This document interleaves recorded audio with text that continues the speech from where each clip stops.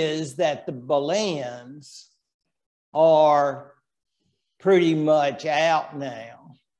I mean, obviously, they are getting either killed out or they're no longer in the picture.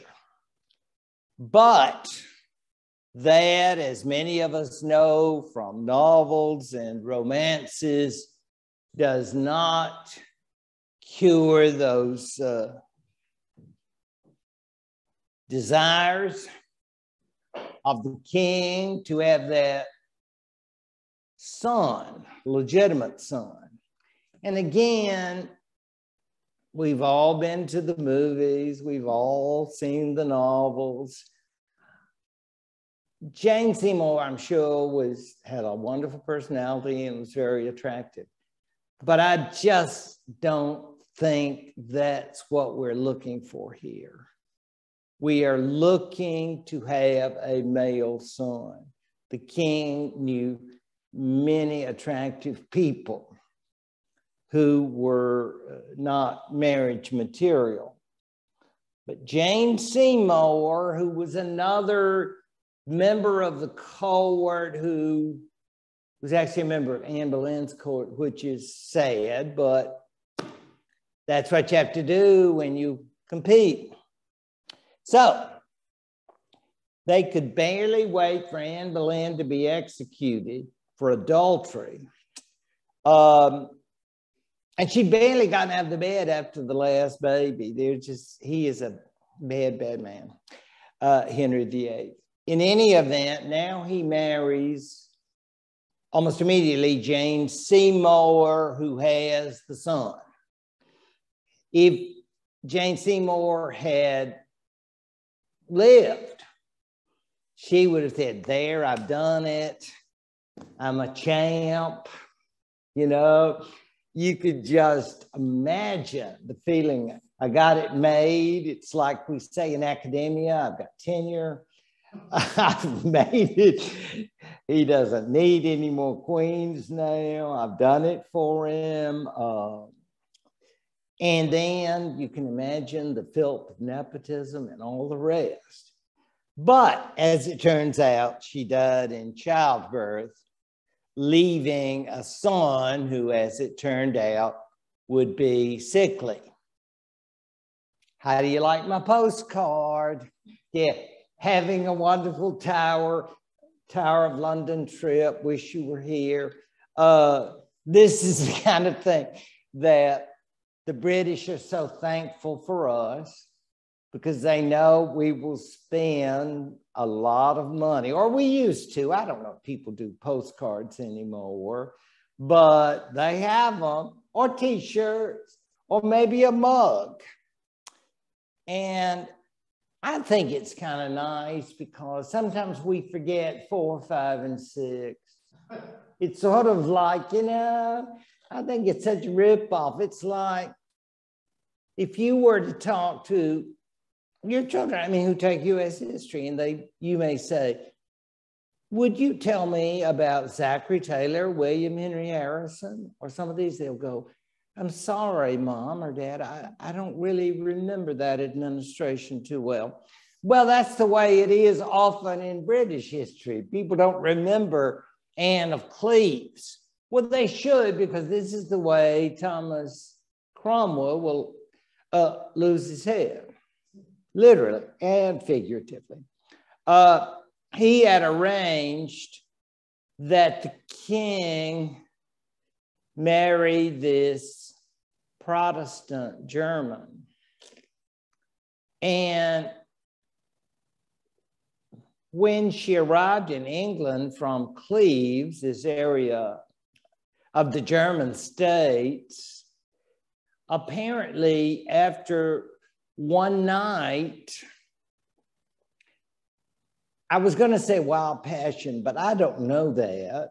Let's just say that after the first day, he said, let's just be friends.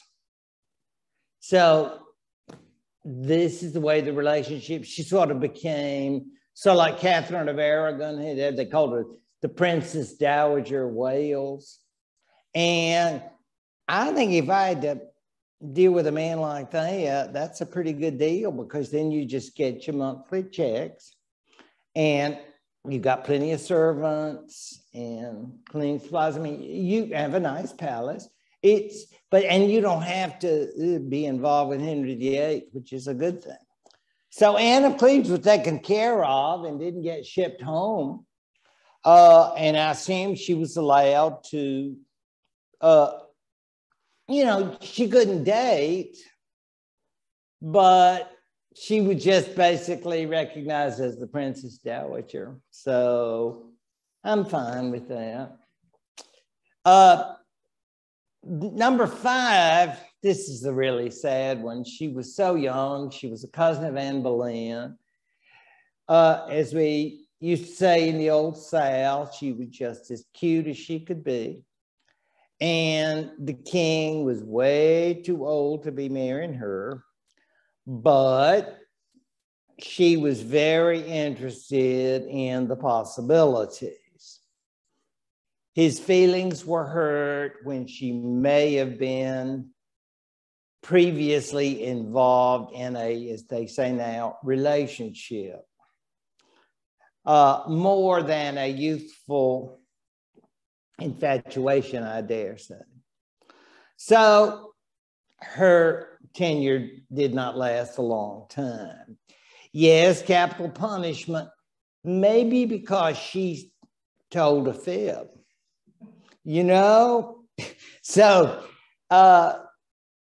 the one that I've always liked, though, is number 6, because she outlived him and got to remarry. Some accounts refer to her in a name that you Bible scholars would know. She was the 16th century version of Abishag the Shunammite. I learned that in a college class. I've never forgotten. Basically, King David, everybody remembers him, married Abishag to keep him warm during his last years. He had a number of wives. But Abishag apparently was great for, we used to use electric blankets or those kinds of things. And so back then, when you got a chill, and the elderly king, he said, Abishag, could we just kind of, get cozy? And so that's pretty much what Catherine Parr did, because this wretched person, and Satan is waiting for him, going like, God, I can't wait, man. This is a great guy. I mean, this is like something out of Dante. He is so going to hell. And he had lots of health problems. So that's why he's got Catherine Parr. And I think she did what she had to do. She was not young, because he wasn't ready. No more breaking my heart. So I just want a nice middle-aged lady. She'd been married before. So she was a real respectable widow woman. So, that's fine. Meanwhile, what happened to the Catholic Church under Henry VIII? Remember, he had written in his younger years, supposedly, maybe somebody wrote it for him, a book against the beliefs of Martin Luther. So he believed in Catholic teaching. And if you had said, well, you're certainly not living by the teachings of Catholicism, well, they could say that about Charlemagne, for goodness sakes. He had concubines and run around killing Saxons. I don't think it's like, I'm doing fine, thank you. But obviously, Henry VIII considers himself a very, if I may say, Orthodox Catholic. In other words, and that Pope person, so-called, that's just, I'm head of the church. Do you have a problem with that? I didn't think so. So the only major difference, and a big one it is, will be the dissolution of the monasteries. And I think about it every time that they bring up that famous series that so many of us saw, so many of us loved, Downton Abbey. Remember that one? And immediately I thought of Henry VIII, as I'm sure many of you did, because why would you be living in a great abbey, monastery? Because the reason he dissolved the monasteries was not the alleged reason, oh, well, they're not living up to the standards. They own 20% of the property in England. That's right, the church. Because people, you know, who hadn't been living right would say, I want to leave all this property. And the church said, oh, well, thank you. Oh, filth of lucre, what I could say, but I'm not going to. I just want you to understand that the church never ends. So it's not like passing one family to another and then the property changes over, but the church just goes on and on. So we just get more and more. And finally, now the connection is dissolved. As a result, we have a real estate bonanza as never before. Oh, it's like estates coming your way, you know, the sales. And so now Downton Abbey, perfect example of these great houses.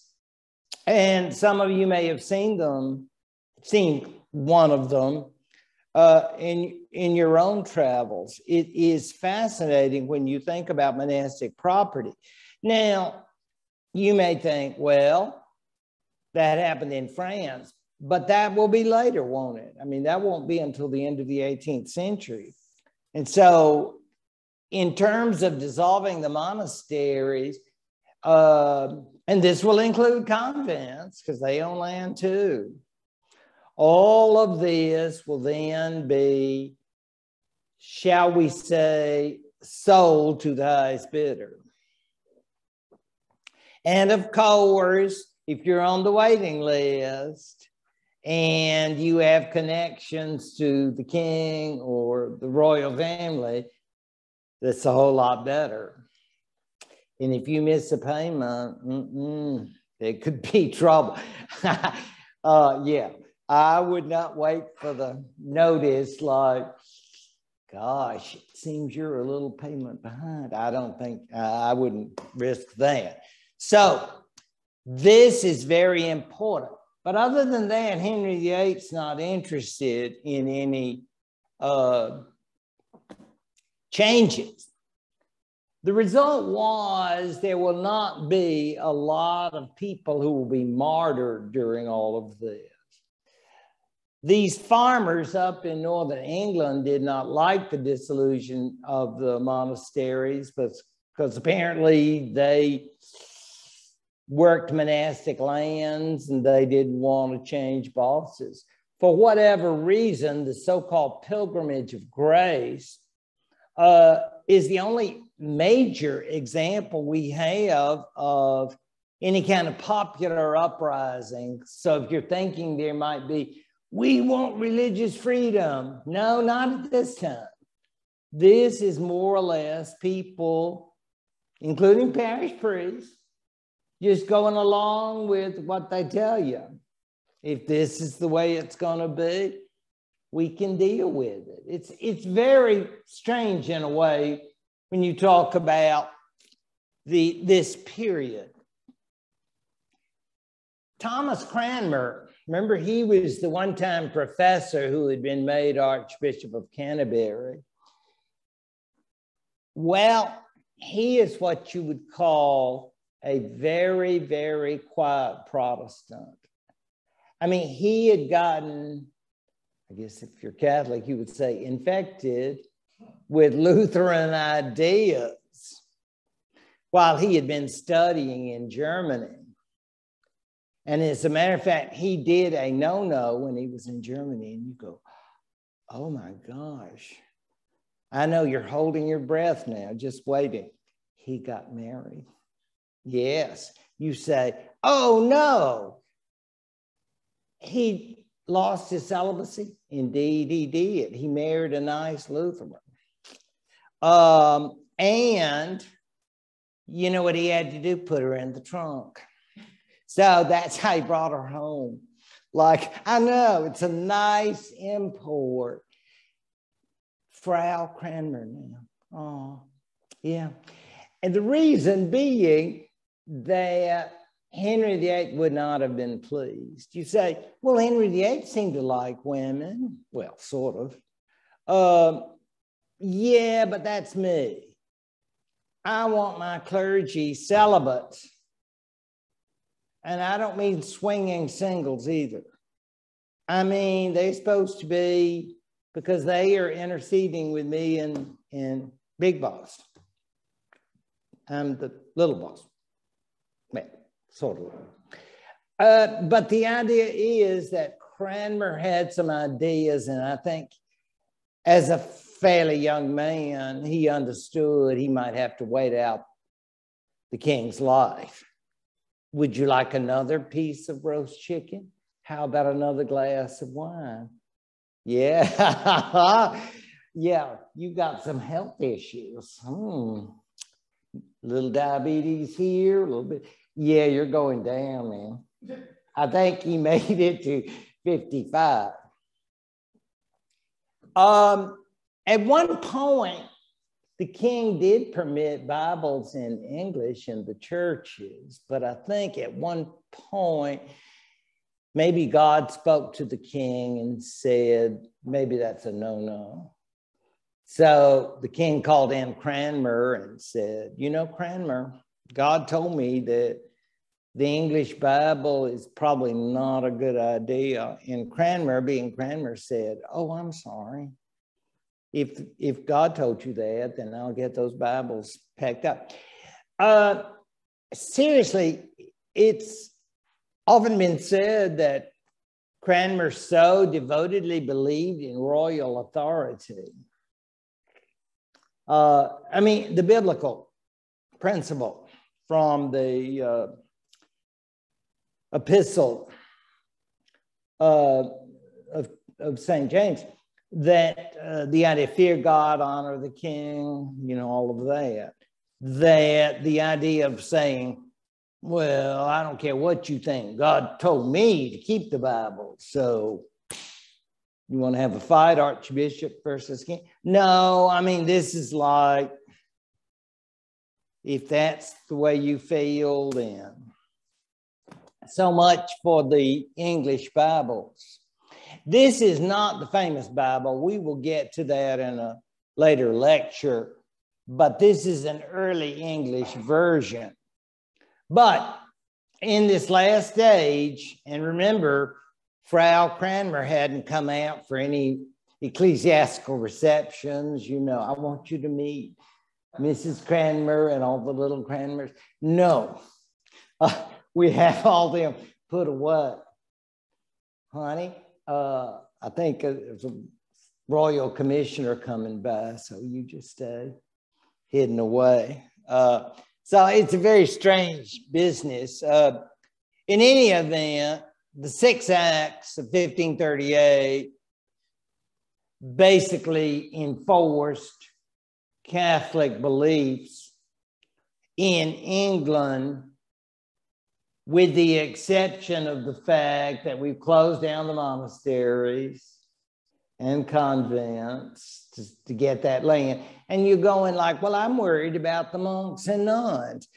Well, don't be. Most of them became teachers. So they just followed, what would we say, career paths that they were permitted through their education, so forth. I mean, I guess it was really strange to be out like that, but presumably they adapted, maybe started dating, and just sort of got to have a non-monastic life. But I don't think they had any exciting careers. As far as that's concerned, if you're wondering about martyrs or the others who executed, other than some people being killed in the pilgrimage of grace, you will have a famous bishop. Those who are Catholics may be aware of institutions that are named by one of them, John Fisher, Bishop of Rochester, who defied the king's authority by refusing to accept the end of the marriage of the king with Catherine of Aragon. John Fisher, Bishop of Rochester, and of course, a man for all seasons, Thomas More, and three, count them, three monks, Carthusians, who are very strict. And that is it. Amazing, isn't it? Because you would think all these people are running out, martyr me, martyr me.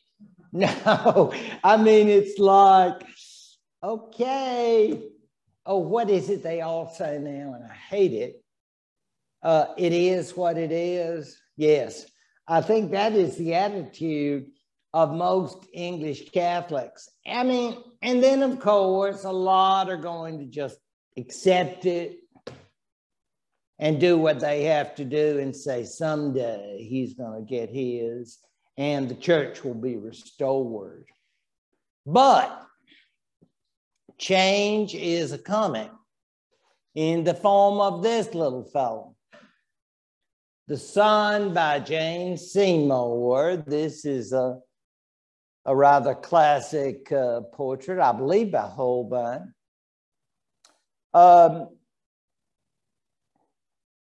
We may remember him from Mark Twain's The Prince and the Pauper. He is the famous boy king who was famous in that. In fact, I don't know how much he actually got out. And because his health went from bad to worse throughout the reign, allowing politicians and people of the court to dominate what he did. But he's a child in any event. Even if he had been robust, it seems hard to imagine that someone who is 10 or 11 years old is going to be saying, I'll go over these papers and then I'll have a meeting with the ministers and decide which ones I want to approve. And meanwhile, I want to meet with that parliamentary committee tomorrow morning. I just find all of this very, very hard to believe. As far as his relationship with his father, I think his father being syphilitic and plagued with other health issues, was not in a position, I dare say, to have a close relationship with his son.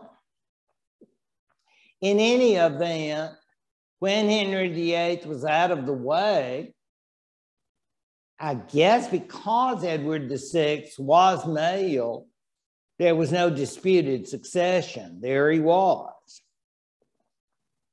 But there were lots of male figures now advising him.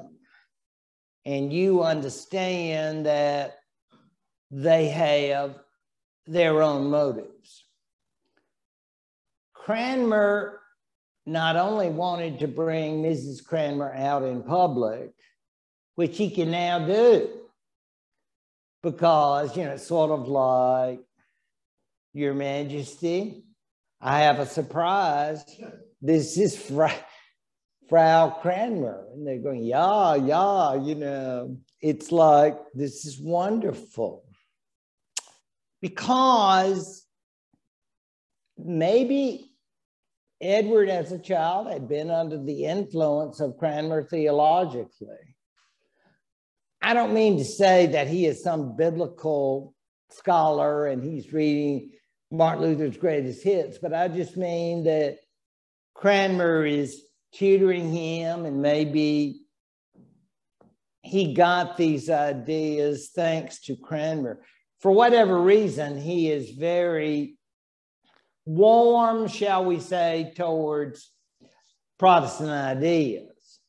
I would hardly think the little fellow, though, was prepared to go on Theology Bowl and debate some other young folks. I just think that he found it acceptable.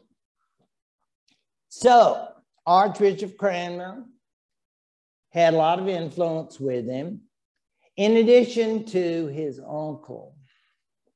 And you say, uncles seem to play such an interesting role throughout history. Yes, they do. We miss your mom, but I want to be here for you to help you, guide you in every way. Oh, thank you, Uncle Eddie. Yes, Edward Seymour, Jane's brother. And he will now be a major figure in the government. In fact, he, along with Cranmer, will supervise the government. So when people ask, you know, is this a period where we can see Protestantism? Well, I think we can definitely see that it is now a far greater reality than it would have been during the reign of Henry VIII.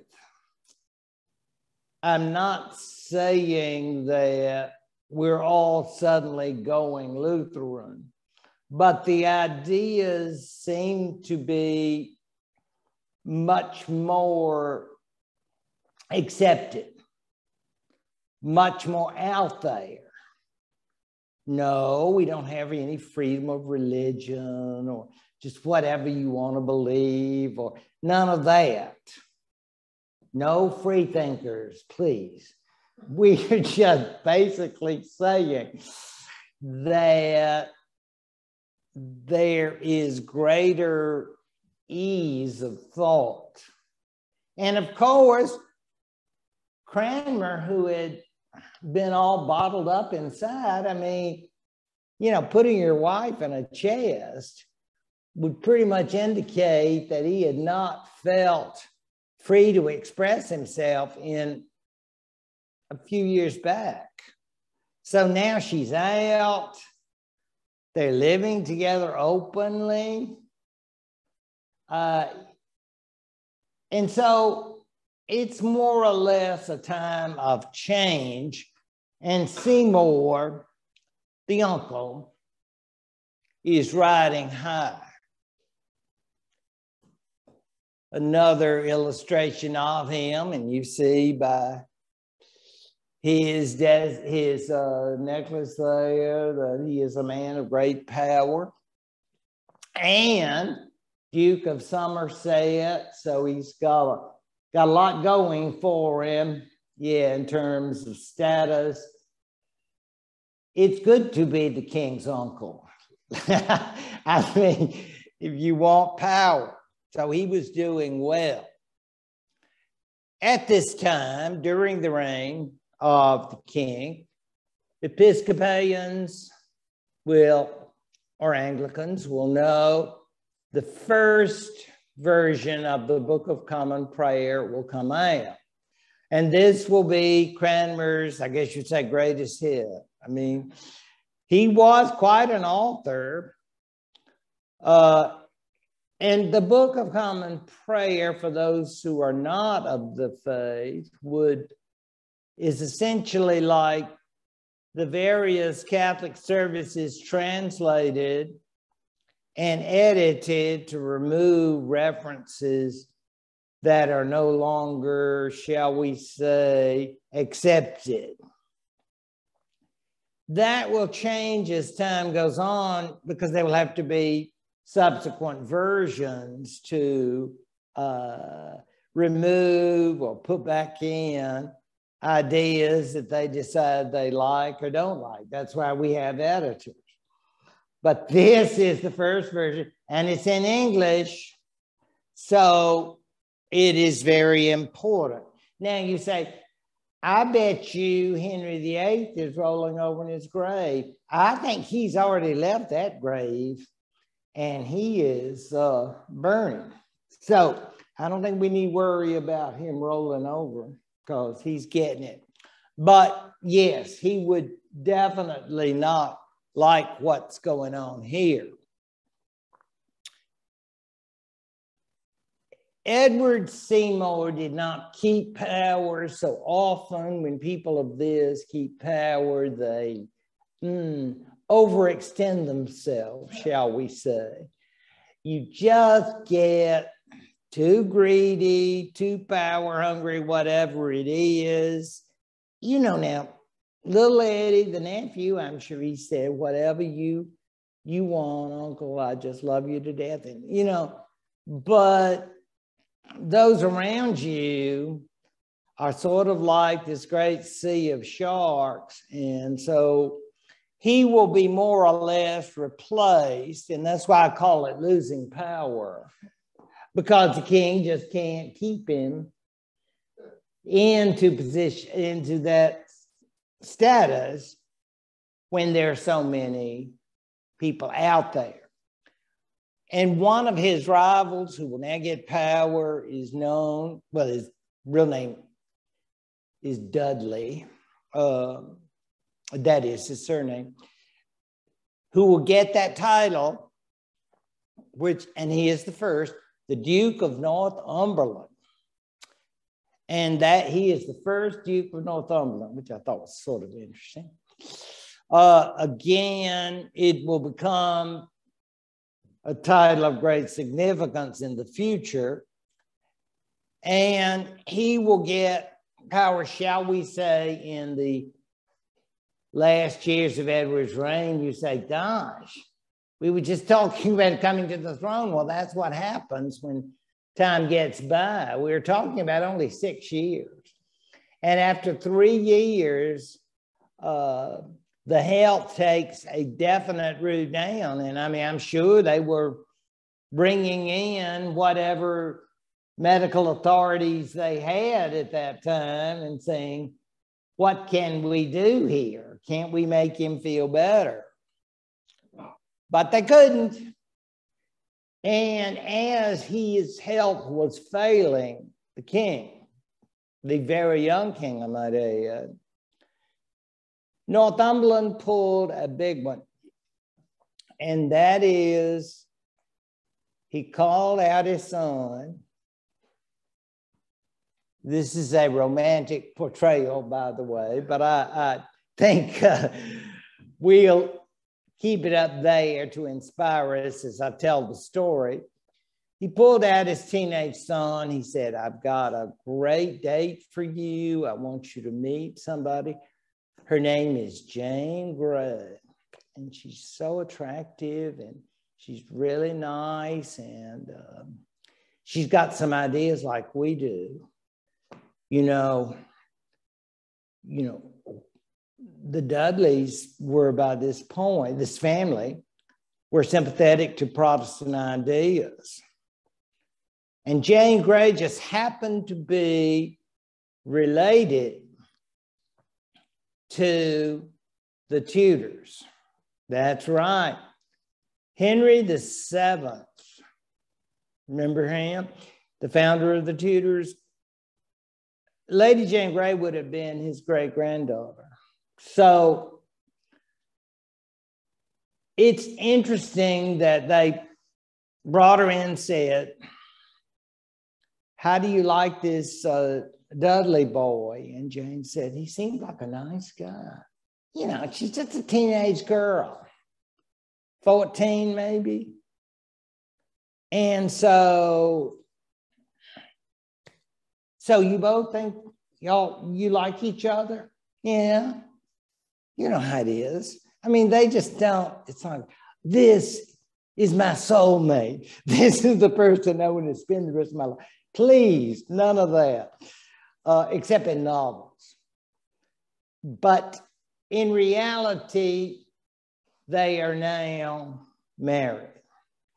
And they're married because I think the parents wanted what opportunities would come about.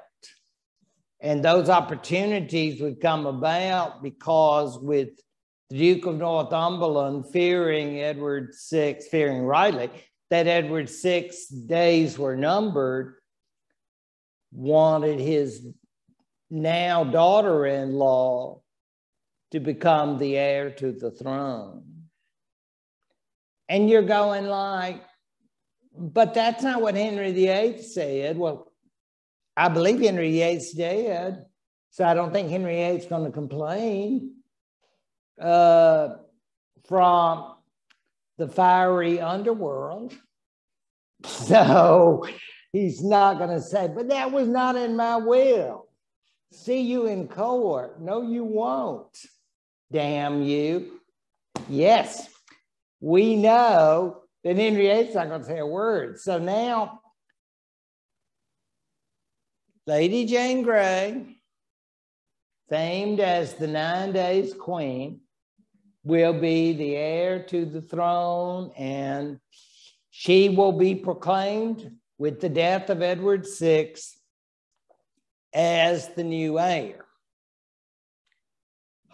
Didn't turn out that way in part because she did not enjoy the support of the masses of people.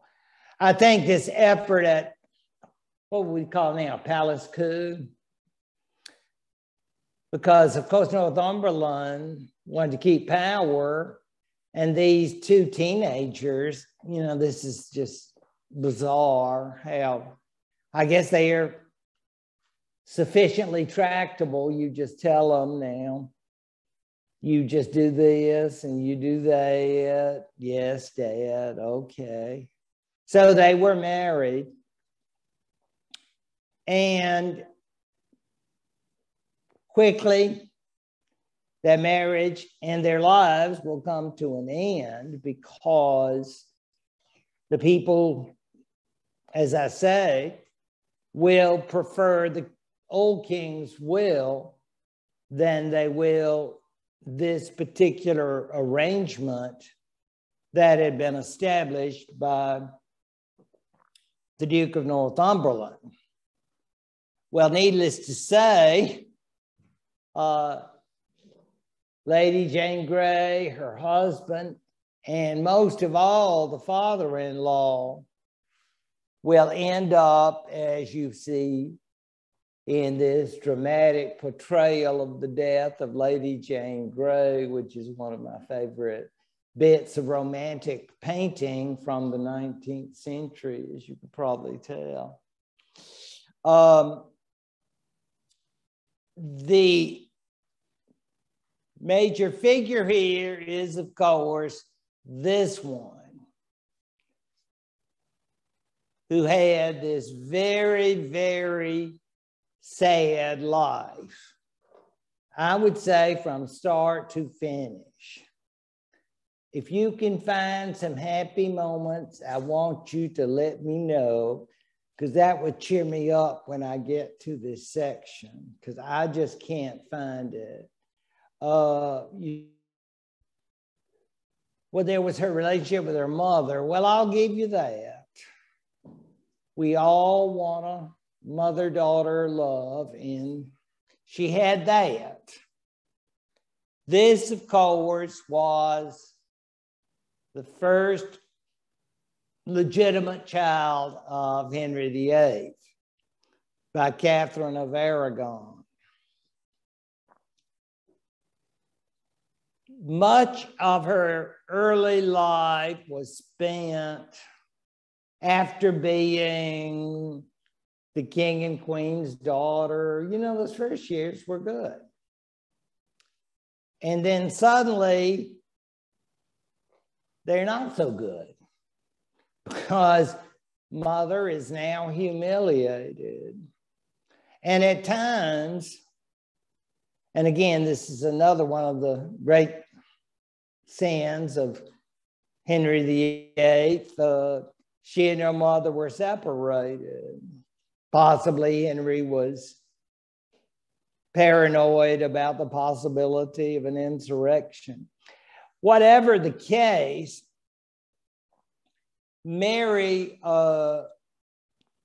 was not eliminated, and so she was acclaimed in accordance with her late father's will as Edward's successor. Now, she was still single at this point, and being the daughter of Catherine of Aragon, she had no idea, no interest in Luther or any of that. You just say the word Protestant, and that she got a sick headache. Yeah, so that was some serious Catholicism right there. Her loyalty to the papacy, the church, the Bishop of Rome, and all the beliefs were very strong, very strong. It wasn't like, let's all just reach out and let's all just agree that we're all good English and we love each other. No, you hurt my mother, and now you're going to get it. Let's show you how you made a mistake. And so sometimes it's better to forgive and forget, but that is not going to happen. We have to understand the whole mindset here. And you really can't kind of understand how she had these particular issues. But if you've been brought up this way and then you see all of this being destroyed, you really want to take action to try to save it. And that's exactly what she will try to do. Beginning with this man. We hear sometimes about Adonis, Apollo Belvedere, and other men that just drive women mad with passion. Yes, this is hers. You say, really? Yeah, yeah. We have another example of cousin love. Yeah, those Thanksgivings really were not good for this family.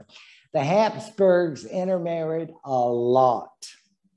And we are going to see examples of that in later centuries, and they are not pretty. There is a reason to keep those peas apart, as Gregor Mendel told us. Yes, DNA. But you will recall that through Mary's mother, she was the granddaughter of Ferdinand and Isabel. Ferdinand and Isabella's other daughter, Juana, was the mother of Philip's father, Charles V. So they are cousins. That did not bother, apparently, Mary or Philip. The genetic element was not really known. More concerning was the fact that he was king of Spain, had a lot of other territories, and she was the Queen of England.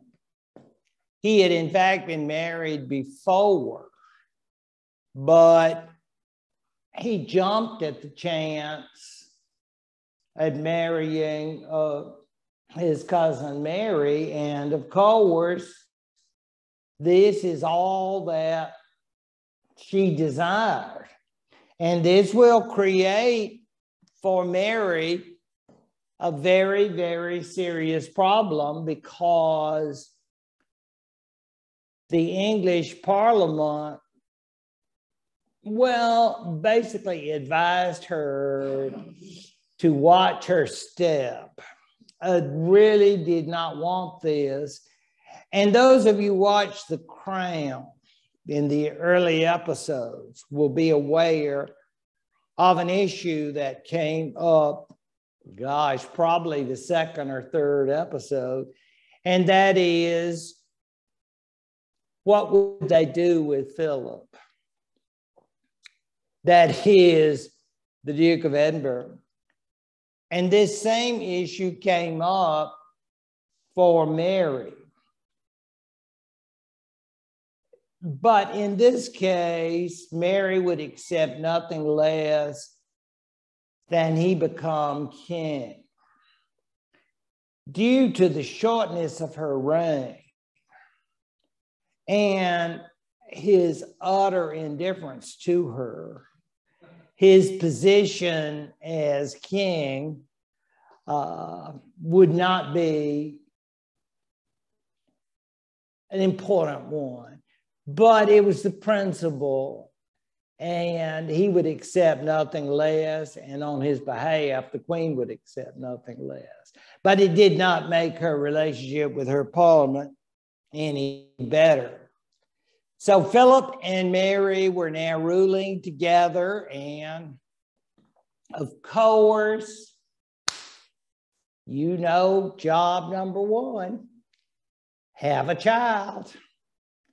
I mean, it's like, you know, that's just, it's such a primary thing. And you say soft music, candlelight, and a bottle of nice Spanish wine. I don't know if they had time for all that. I mean, it's like you've got this project. And so, and she, oh, believe me, she was all in favor of a little Catholic child. I mean, what's there not to want? And so they tried and they tried, and it was a no-go. And that's very, very important, because that definitely had to keep her busy, you know, weeks and months. And he stayed there a while. You know, he's got a big reign. I mean, it's like he's got a lot of lands in Italy, and what we call the Netherlands and Belgium. And could you imagine if somebody had a BlackBerry or something like that? He would constantly be, I got to take this. You know, it's like, but wait, I'm going to just getting you a fresh glass of rosé. You know, it's like, but it's like, how can we be romantic if you're busy with? But yeah, he really he had a big issue, because I mean, this is Philip Catholic. I mean, I am the Mr. Catholic, Senior Catholic, I should say, of the Western world. So, oh, I know, darling, and I want you to do all that, but we need to create a little Catholic baby. So let's work on that. Meanwhile, interestingly, I have to mention him, Reginald Pole, an interesting fellow. He had once been a protege of Henry VIII. And guess who he was descended from? You remember, please, Edward IV. He was the Yorkist king. Remember Richard III? Well, Reginald Pole was from that family. So he has those Yorkist ties. Now, how is that connected to the Tudors? Well, You remember that Henry VII married a Yorkist. So see, they can all come to the family reunions and get together. So Reginald Pole, you know, at first they thought very prominent family, very Oxford educated, the whole thing, theologian, thought about him maybe with a marriage from another great noble family, but he became a churchman, and he just happened to be abroad when Henry VIII made all the major decisions. So he just decided it would be hazardous to his health to come home back at that point. So he just stayed abroad studying and writing, sort of ecclesiastical sabbatical, shall we say. So more or less, when Mary became queen, she said, she wrote, said, Cousin Reginald, I need you to be back here. He said, Cousin Mary, I can't wait. I've missed England. And, you know, a position has opened up. You know how that is? That's just wonderful. You know, positions open up. And we love it when positions open up because we'll need a new Archbishop of Canterbury. It appears that the archbishopric has now been made available, very available, because Thomas Cranmer is going down with a capital D. So Pole, who is a very, very serious Catholic, I am talking serious, and a cardinal of the church, but an Englishman, good Yorkist blood, is now going to be the ally of Cousin Mary, Queen, Cardinal. So they are very, very involved in this attempted restoration. Now, Rome wasn't built in a day. We understand a lot of this will take time, but we can do it together. And while we do it, we are going to do it in a way that we can eliminate people who are troublesome. And this, of course, is how this position at Canterbury had a vacancy. Thomas Cranmer does not have tenure, I can assure you. Believe me, when Queen Mary came into power, you could look at that calendar and say, gee, I think my days are numbered. And you can bet they were. When Lady Jane Grey, yep, he could say, oops, I don't think Queen Mary will need my services. You mean she doesn't want me to sing A Mighty Fortress Is Our God or other Lutheran hymns? No, nope. We have other plans for you. And those plans, of course, would involve the stake. As Frank spoke to you earlier about the burnings for which Queen Mary will get the name, it's as if by eliminating some of these figures, and I believe 300 or 400 people died, presumably they were people of great significance within their particular areas and had some ties with either Lutheranism, Calvinism, or some other particular branch. But they may have included other bishops in addition to Cranmer who had come in during the reign of Edward VI.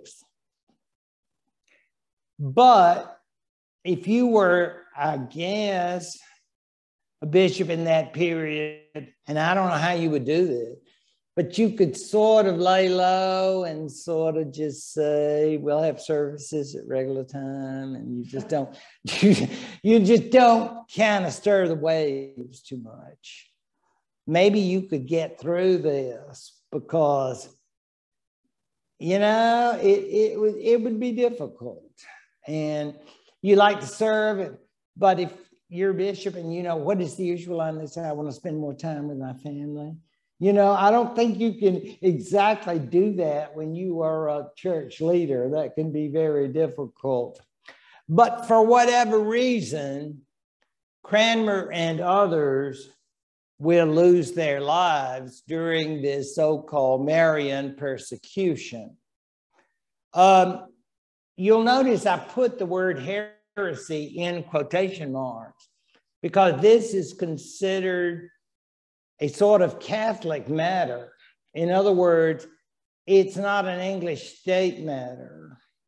And that will be important because later, her successor and sister, Elizabeth, when she has people executed for their religious ideas, it will be for treason, not heresy.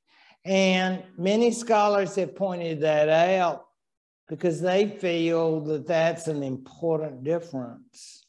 Because here, it's like you are violating Catholic beliefs and therefore you must die because you are heretics. In fact, there at Oxford, where he died, there is a great memorial to him. It's a rather famous memorial because still today it's there, and when students have various demonstrations and protests, it will often be there. And when I used to go in the summers, I would be there about the time they were probably protesting against nuclear weapons or something of the sort. And I would think, do you realize the Cranmerian persecutions? And I'm thinking, they probably don't. So I'm just going to walk on by and let it go. I should be happy enough that they know about August of 1945 that I don't need to pursue this particular issue.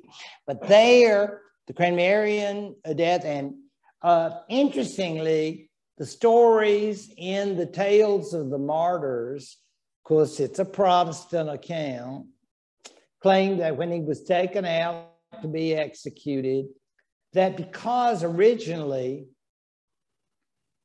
he had recanted his Protestant beliefs, he will recant them because now Queen Mary is ruler. So he is following the Queen's will.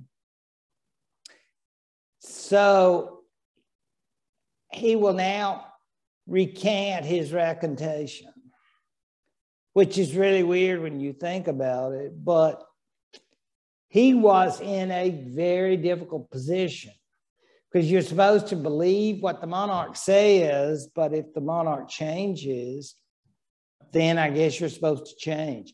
Well, he sticks his hand in the fire as if to indicate that he had now rejected the fact that he had signed a statement turning down his Protestant beliefs. So, rather brave, but that makes him a true martyr and a hero among Protestants. Now, you notice I didn't say St. Thomas Cranmer, so he doesn't get that.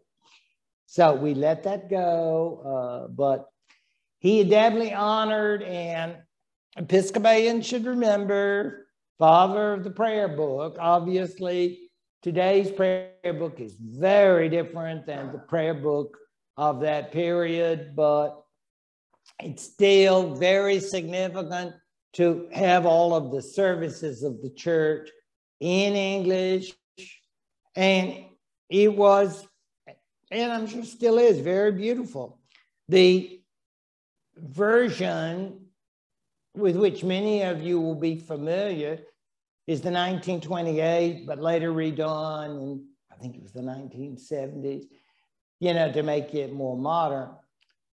But whatever, that is one of his many accomplishments, Cranmer, that is.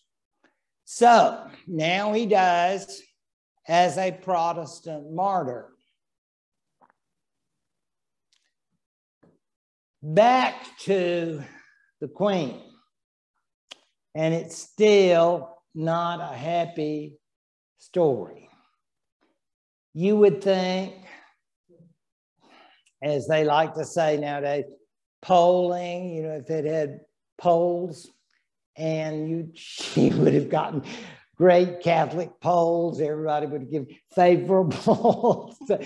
Boy, we have a great queen, she's doing great, and pregnant. But it didn't happen.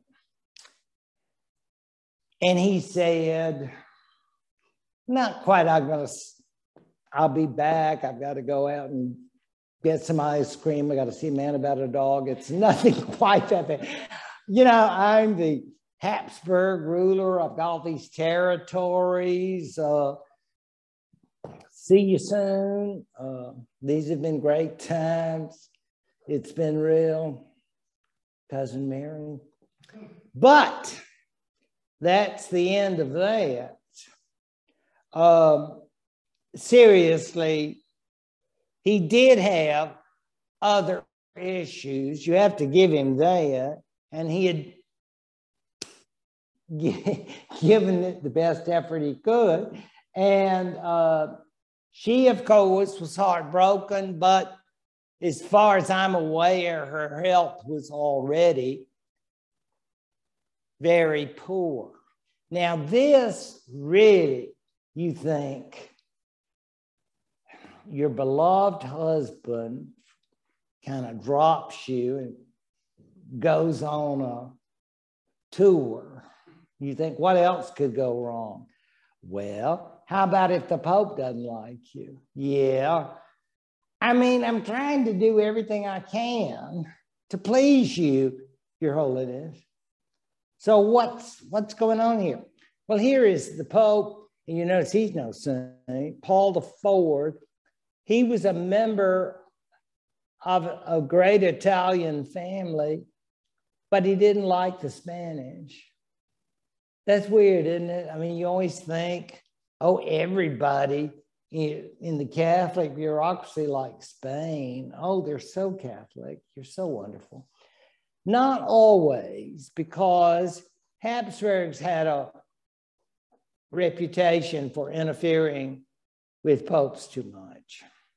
So Paul IV really didn't like Philip. I mean, Mr. Catholic, Senor Catholic, you don't like me? No, I really don't. So Paul IV, the Pope at that time, very ironic, actually was a kind of ally with the French, which is a strange political connection. I mean, he's Catholic, I get that. But that means that Mary is married to Philip. So she is in a relationship that the Pope is not, shall we say, warm towards. Oh, he'd approved the marriage. He'd approved of those things. I'm not sure that he had a lot of choice in that. But, and basically he said, you know, we're glad our beloved daughter is now the queen, et cetera, et cetera. That's fine. But he does not stand up for her particularly, which she now lost Calais. And you're going like, what? Yes, it's gone. But we've had that for centuries. We've had that since 100 Years' War. We're going to miss it. Well, I mean, that's sort of like the last straw. I don't know how strong it was going to be. The rulers, the British rulers, don't give up at that time the claim to be kings of France, which is rather silly. That'll go on until the beginning of the 19th century. But I guess looks good. I'm, on your shirt, I guess, king of France. But in terms of real power, we don't even have Calais anymore. And so, yeah, and that's all because, so some would say, of your relationship with Philip. Because the Pope had been allied with the French. And again, that seems very, very weird, politics versus religion. Because you'd think we're all good Catholics, let's just all love each other because there are those blankety blank Calvinists and Lutherans. Let's go get them. Let's just, Catholic, united. But it doesn't work that way, So there you have it. And meanwhile, her health is deteriorating. This may or may not be a true story, but it is written in some accounts that she actually believed that she was carrying a child when she had a tumor. That seems just too horrible even to imagine that someone could have had that sort of delusion. But I guess there have been events that said, so in fact, there was no other successor other than an individual for whom she had little interest, little affection. Oh, sis, you're the greatest. Remember those games of hopscotch and jumping rope?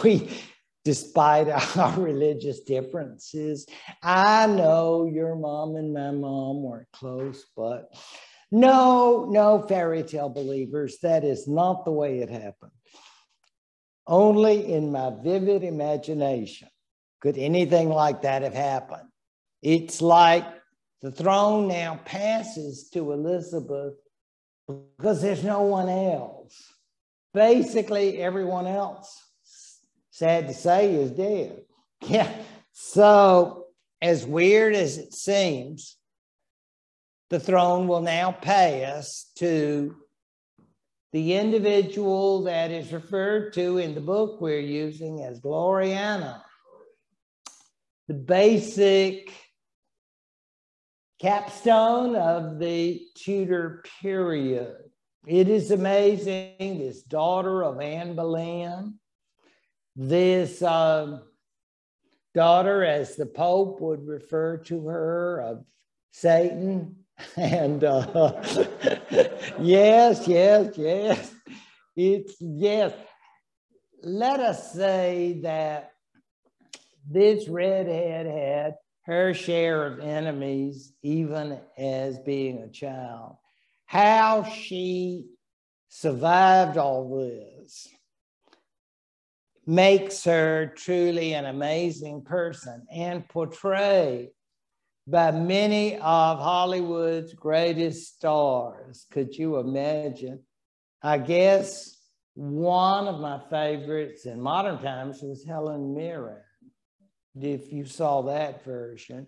Or many of you may be an old movie fan and enjoyed Bette Davis. So all of these versions are to say that she is one of the most interesting figures.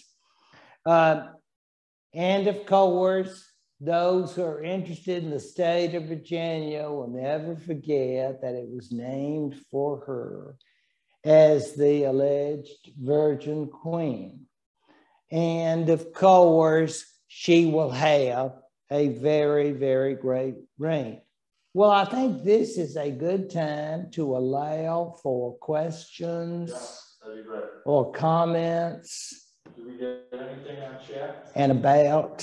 Anything on chat? Well, let's open up to the, Okay. open up to the room. And any got one. kind of. Okay, Oh, is Jenny there? he's still here. This Where's pilgrimage of grace. What is that? I did not hear of this one before. Can you say it again, Jenny? I'm sorry. Pilgrimage of grace. And you talked about a revolt among northern farmers. I don't know what that's right, about. Jenny. These people were probably peasants or freeholders in monastic lands in the north of England. Okay. And so scholars have thought the name, of course, Pilgrimage of Grace, Pilgrimage of Grace, you get it. It has all kinds of churchy connotations, doesn't it? So scholars, some, are thinking, however, it's more like they don't like the new arrangements. They worked on these lands that were ultimately controlled by the monastery who had all this property, right? And now perhaps they don't like a new landlord and new restrictions or whatever. Whether it has any, real church connections is another matter. Personally, I kind of doubt it because I don't think these people are saying, well, will the Eucharist, will we have the same kinds of beliefs concerning the Eucharist, or what about the sacraments? I have had doubts about that. I don't doubt people having religious feelings, but I'm not sure they had, that knowledge. So I'm thinking it just has to do with who owns the land and who will have control over them. And my point, even bringing up the pilgrimage, Jenny, was basically to make you wonder about all the rest of the people basically say, gosh, I guess there's a big change. Look, Mom, no monasteries, no convents. There are a lot of new teachers who are not in uniform. And apparently they're dating, they're out there,